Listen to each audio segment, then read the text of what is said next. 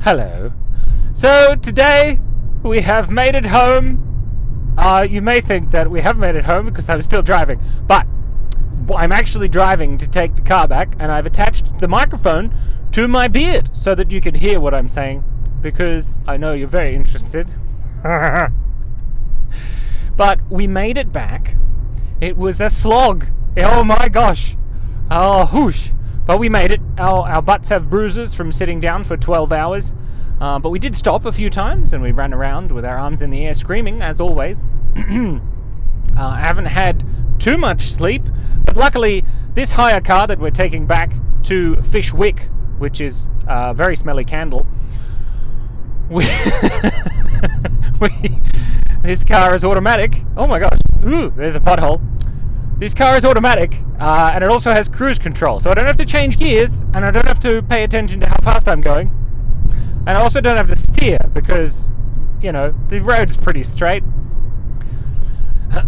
But the update is, we have left the car in Queensland. We have driven the 12 hours to come back home, which is great. The twins are so happy. My gosh, they just sort of lied on the floor, kissing the tiles of the kitchen. Probably not very sanitary, but they were very excited about it. Let's turn on cruise control. Initiate cruise control. But I've had 17 coffees, so it's safe to drive.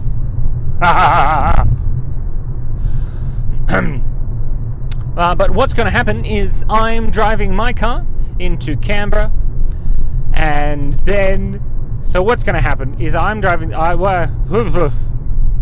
so tired. It kind of feels like there's extra gravity on the front of my face. You know that feeling when you're so tired that like the front of your face is falling down? The back of your face is quite fine. You know, like inside your head. Totally fine. Normal amounts of total gravity-ness. But then on the outside, on the front of your face is a little bit too much. Anyway, so there you go. It's Sunday also. And Cassandra said, oh my gosh, you need to make a video today. And I said, yes, I definitely need to make a video today, because every day I'm going to be making a video for 1,600 and something days. Probably should check that. But then I said, why don't I make an hour-long video about what I'm grateful for? And she said, that's probably not a good idea. But then I thought, wouldn't it be a great idea to make an hour-long video as I'm driving back into Canberra to drop off this car to Fishwick? That's John Wick's pet fish after his dog died. That's not a spoiler, is it? That happens like right in the beginning of the first film. Anyway, don't watch those films. They're too violent. Although Keanu Reeves is wonderful. I love that man. His vision of wonderment. What was I talking about? I might just upload this video completely unedited, and that'll be kind of fun. Also, the phone may or may not fall out of its holder at any given moment. Whee! Roundabout! There we are. But I am grateful that we did make it home. Despite all of the drama, we had a fantastic holiday. Unfortunately, humans are a bit strange, and you always remember the last sort of 10% of an experience, and then that causes you to colour the rest of that experience with the properties of the last 10%. And the last 10% of talking to mechanics, my friend Jared, who I get to call tomorrow. That's going to be fun. I might film that. That'll be fun. Poor Jared. He's going to have one hell of a surprise when he finds that cougar. But the motel we stayed at was called the Chelsea Motor Inn. It was quite good, very cheap. The bathroom was amazing. I forgot to take a photo of it. Oh dear. Anyway, that's fine. But what were we talking about? Driving to Canberra. To Fishwick. I do like the names of the suburbs in Canberra. Belconnen, Deakin, Fishwick, Queanbeyan. No, Queanbeyan's actually not in Canberra, is it? I don't know. Who knows? But I'm driving down the highway. I need to turn on my cruise control again. There we are. And put it on 175. No. We're going to put it on 100 and nothing. That's the best. That's the... No! I don't know if I can upload this unedited. I mean, I probably will, because it's Sunday, so it's like Sunday experiments. It's totally fine. Anyway, how are you? Did you have a good weekend driving 12 hours in a car with 2 9-year-olds? I must say, the 9-year-olds, my beautiful daughters, Phoenix and Josephine, they're such good travelers. They just sit in the back and they sit quietly until they don't, and then they play games together using their toys, and they squeal and yell, and it's great. They actually sung up a song. They made up a song whilst they were playing in the back at some point along the way. This is really good, actually, me talking to this stupid phone while I'm driving. It'll keep me awake. Not that I think I'll fall asleep. I think I got a full night's sleep last night. We went to bed at 9:45 p.m. and I woke up at 5. So 10, 11, 12, 1, 2, maths. 3, 4, 5. So I got 7 hours sleep. That's not bad. It's not too bad.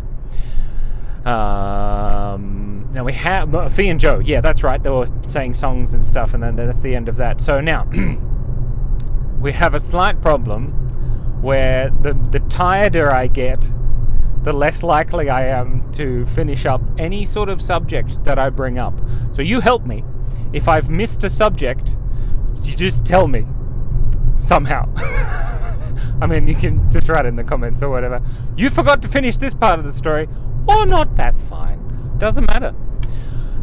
The gravity of my face, that's what we're talking about. Oh, the suburbs of Canberra. Yeah, Belconnen, Deakin.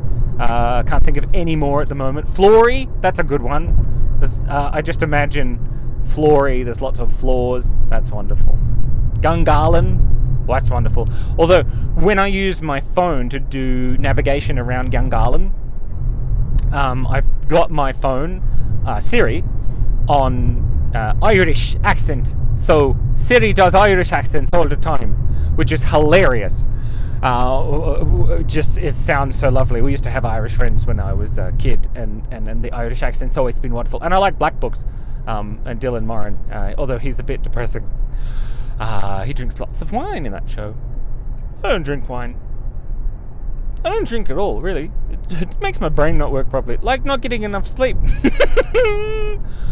No, where was I going with that thread? It's kind of like the Irish. Oh, the Siri. When I use that's right, Gungahlin. So there's a place in Canberra called Gungahlin. Now, everybody that I've talked to, all of the humans, the road is so noisy. They all say Gungahlin because that's kind of how it's spelled. I think it's. I have no idea how it got its name. Actually, I don't know. Anyway, it's called Gungahlin, and if you keep saying the name, it sounds weirder and weirder. But when you use Siri with an Irish accent, she sounds fantastic. She's like, Simon, I don't understand what you're saying. And so you have to say some of the instructions in an Irish accent for it to make sense. So, say if you were traveling to Gungahlin, you'd have to say Gungahlin, which is how she says it. So she says, turn left, out right, take the first exit to Gungahlin, which is just, it sounds so much better. It sounds like a place from The Lord of the Rings. Gungahlin. Ah, that's nice.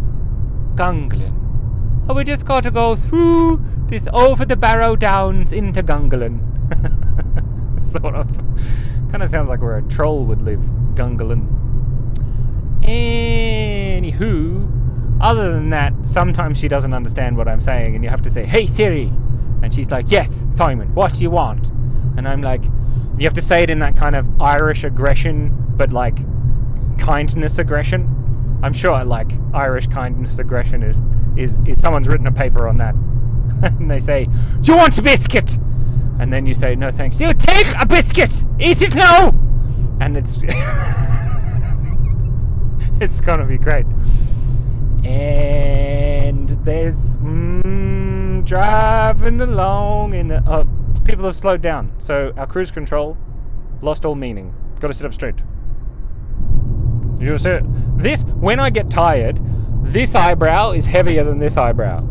And I wonder if that's because one side of my brain sleeps more than the other side of my brain. So I know it's crisscrossed. So if you didn't know, the left side of your brain controls your right hand side of your body, and the right hand side of your brain controls the left hand of your body, which is weird, right? So maybe the right hand side of my brain got less sleep than my left, and that's why this one is a bit... So I probably should just sticky tape my eyebrows to my forehead. Oh, no, I look terrifying. That's a great idea. But we did have a great holiday, and me and Cassandra and the twins need to sit down and we need to write down all of the fun things that we did, because it was really fun, and it was an adventure, and despite the lack of sleep, it was super duper duper fun. Anyway, I was asking you, how are you doing? Did you have to drive 14 hours? Do you have a wobbly cam? Do you have a microphone attached to your facial hair?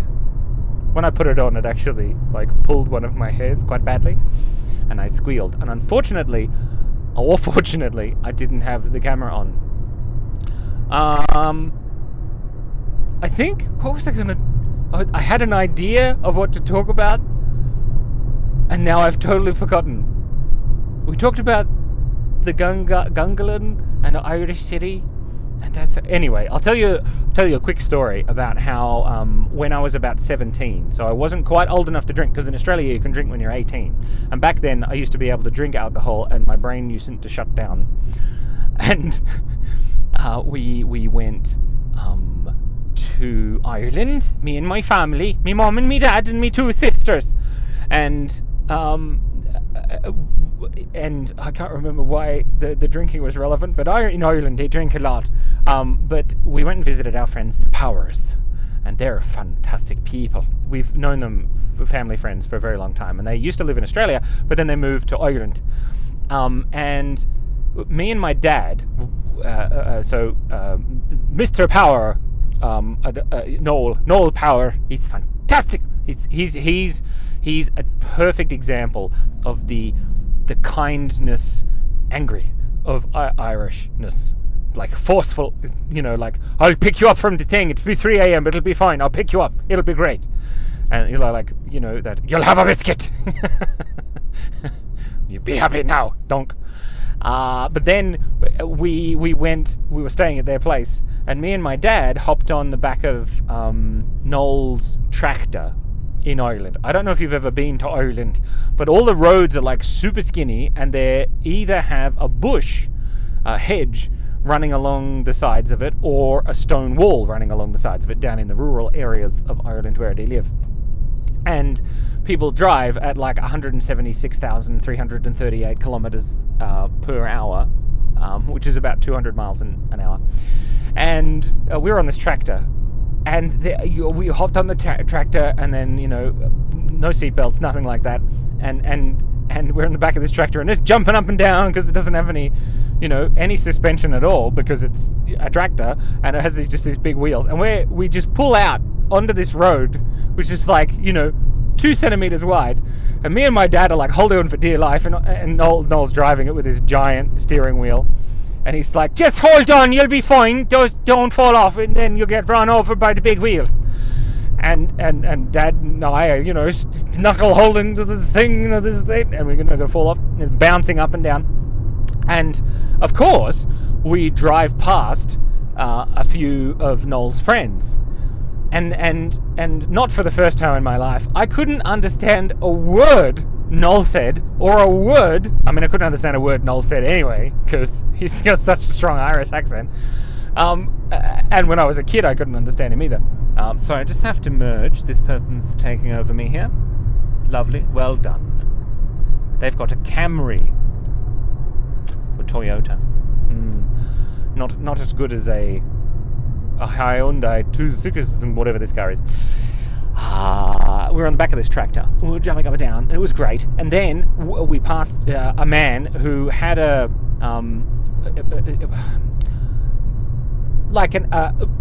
typical Irish farmer's outfit on. and he had one of those like little grandpa hats. And I mean, he didn't have a tweed jacket and a pipe or anything, but he was there, and he was quite a large man. I have no idea what his name was, and I couldn't understand it. And Noel, waved him, and he went, "Oh yeah, I'll see all day with there," or something. And then the other guy is like, "You see what they find? They see what?" And he kind of sounded like Scottish. And it was so bizarre. I couldn't understand. Either could Dad. And me and Dad just looked at each other and was like, "Yeah, that's fine." We waved and smiled.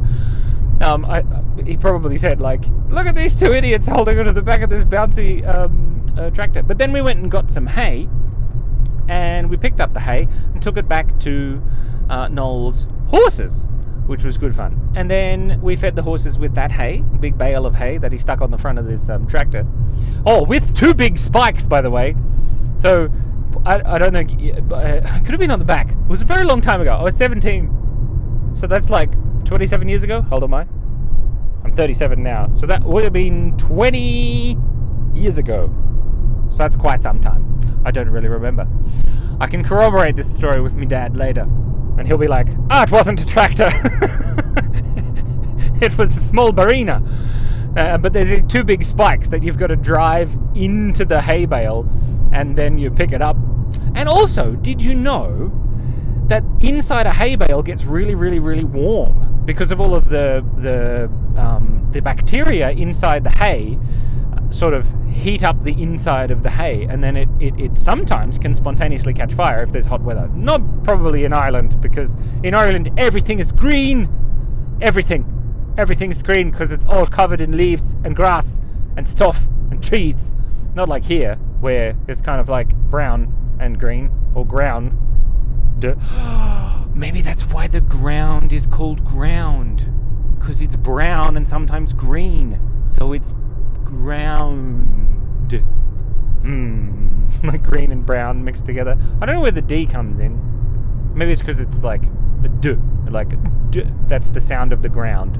You know when you drop something on the ground and it goes D. You probably have to drop, like, I don't know, a water balloon full of sand. That's the D.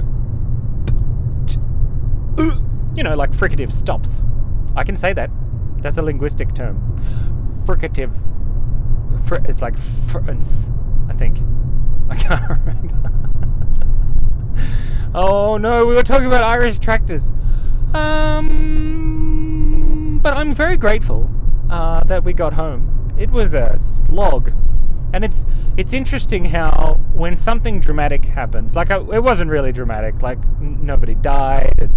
It was just a series of major inconveniences, and it was very expensive, and now I'm going to have to get another full-time job. And, it wasn't wholly depressing or dramatic or stressful or anything like that.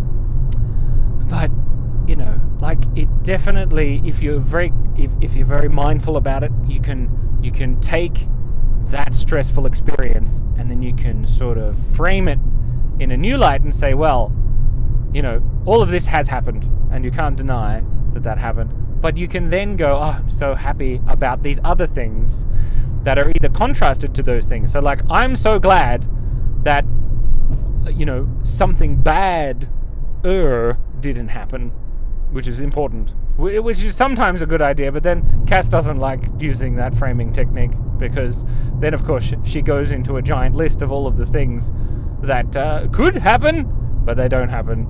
It doesn't work well for her, but it works well for me. So, like, I'm glad, my arms didn't fall off, or, the gravity on the front of my face didn't take complete hold of me, and I didn't face plant the ground. Anyway, I'm grateful for you, because making a video every day really does, like, employ parts of your brain that require you to, require you to be positive, or to frame things in a positive light, and to be grateful. So, of course, if I made a video where I just ranted about all the things that I hated, and I did that every day, maybe people would love that. I don't want to do that. That seems like a bad idea. I don't like sand. Maybe it'd be very short videos. I gotta make shorts about me hating things. I hate sand. And sunburn. And when you're pulling out one of your nose hairs and you accidentally get your moustache hair and you pull it out and it hurts. Oh boy, does that hurt. And your eyes water and it's terrible. Oh my God. But I'm very grateful for all of our family members. My dad just recently had an operation. He's fine. He's recovering. Cass's dad just recently went through a whole bunch of radiation therapy on the nose, on his skin on his nose. So he's doing fine. He actually seemed really good. We just talked to him, which is wonderful. And everyone else in the family is lovely, healthy. I've got my health, even though I'm a little bit, just ever so slightly sleep deprived, and I have to keep making these videos. Right now, talking to you, because if I don't, then I need to stay awake.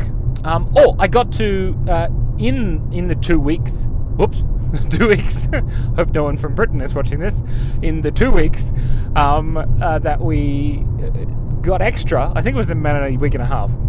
A lot of people helped us out, and I appreciate every single one of them. Captain Birdseye, my sister-in-law, my other sister-in-law, my other brother-in-law, everyone in law. It was great.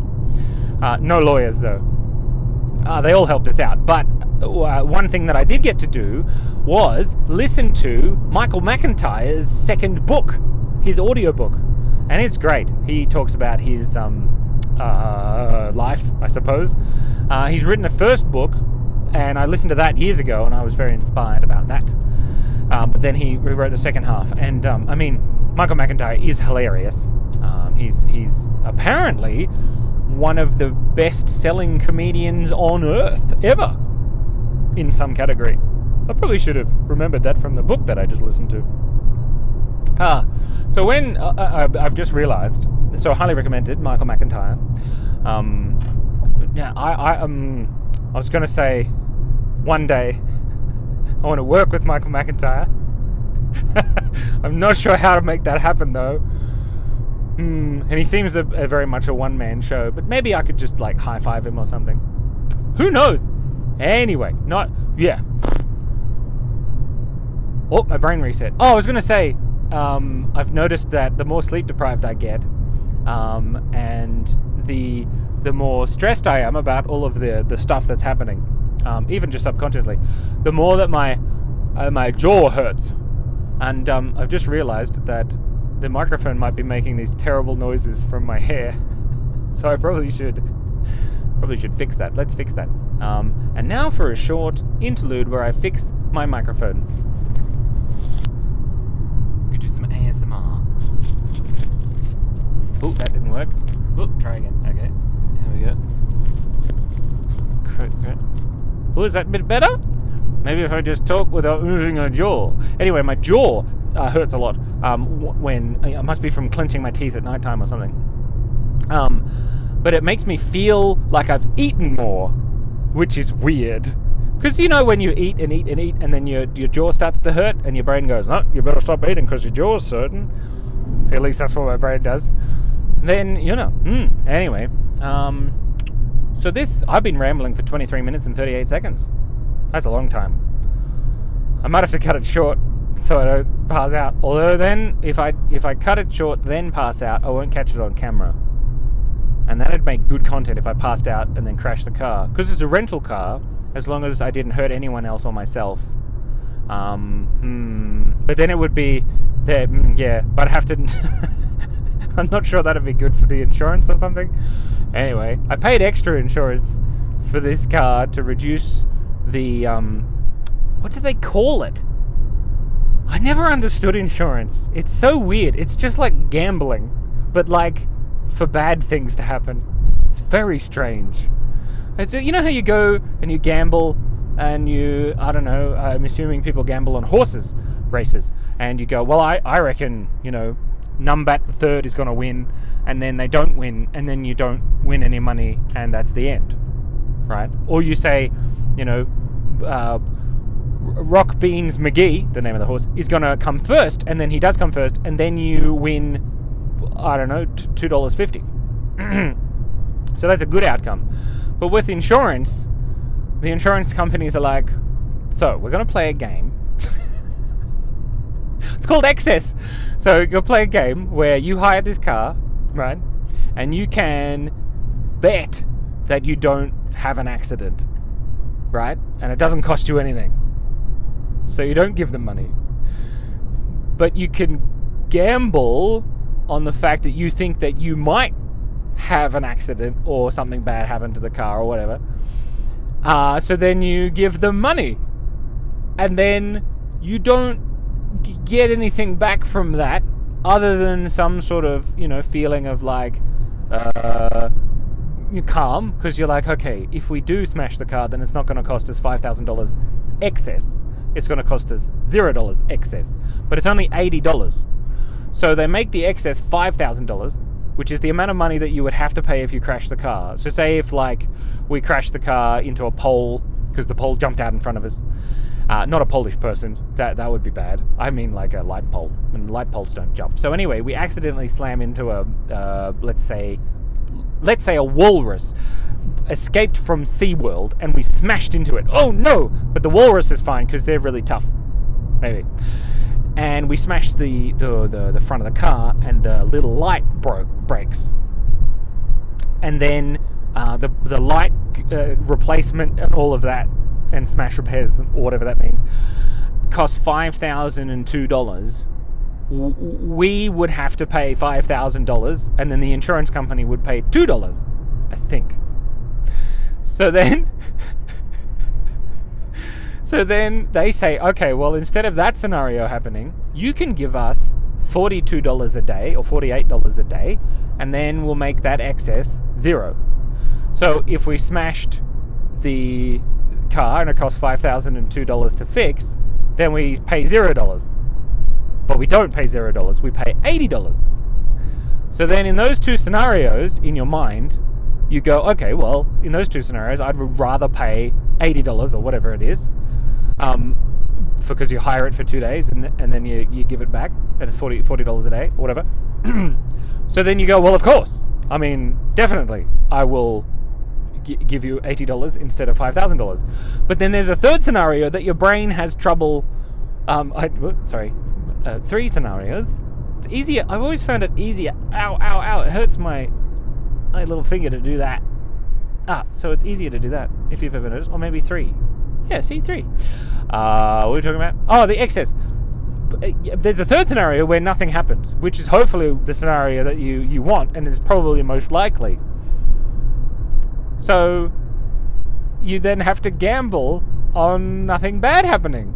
And if, unfortunately, you have a brain like mine, where I'm unhealthily optimistic and positive, mainly because I try hard to do that, then you go, oh God, nothing's going to happen. Nothing bad's going to happen. It'll be fine. And even if it does, $5,000, it'll be fine. And then I'll look at our bank account, and that was $5,000 is not going to be fine.